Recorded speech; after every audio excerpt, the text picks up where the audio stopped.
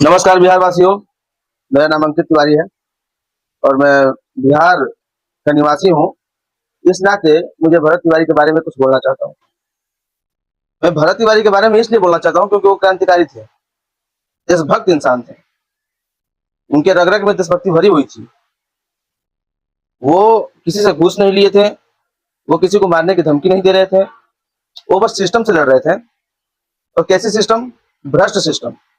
भ्रष्ट इस प्रकार से थी कि जो नेता लोग हैं वो वोट मांगने तो आ रहे हैं, लेकिन जो वादा कर रहे हैं वो पूरा नहीं हो रहा है।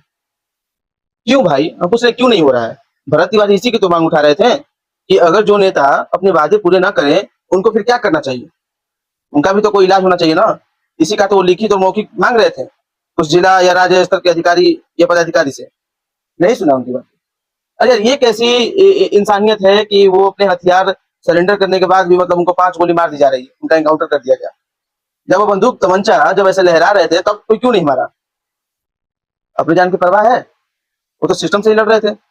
भगत सिंह के फैन बता रहे थे खुद को, आतंकवादी तो थे नहीं। तो फिर ऐसा क्यों हुआ? मैं भी तो यही कह रहा हूँ कि जो नेता अपने वादे पूरे ना करें, फिर उनका क्या करना चाहिए? कुछ तो उपाय होना चाहिए। और नहीं हो रहा है तो फिर कुछ ना कुछ तो होना ही चाहिए।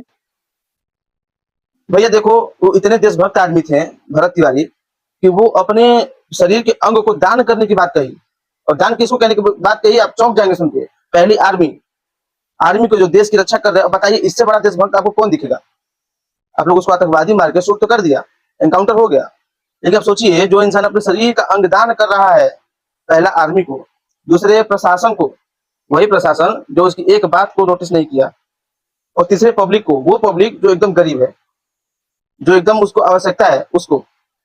आप उसको किस आधार पे आप उसको बोल दिए कि वो आतंकवादी है? उसको शूट कर दो। शूट करने वाली ऐसी कोई माहौल भी तो नहीं बना था कि वो तमंचा लहरा रहा है और फायर कर रहा है।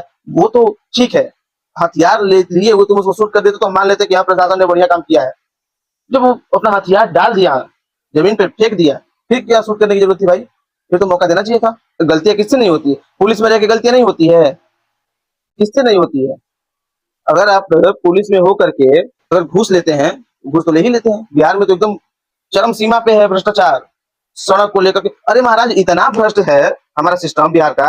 एक मुखिया जब रह जाता है अपने पद पे तो फॉर्चूनर निकाल लेता है। फॉर्चूनर निकाल लेता है वो, किसी ने नहीं पूछा कि वो फॉर्चूनर आई कहाँ से। क्यों? क्योंकि 4 रुपए कमा रहा है तो 2 रुपया अपने पास रह रहा है, रोज 2 रुपये सिस्टम को खिला रहा है। खत्म बात है। तो कृपया इस चीज को आप ध्यान में रखिए। और ऐसे एक मौका सबको देना चाहिए, सभी को देना चाहिए। एटलीस्ट वो कम से कम कोई बांग्लादेशी या घुसपैठी नहीं है कि उसको शूट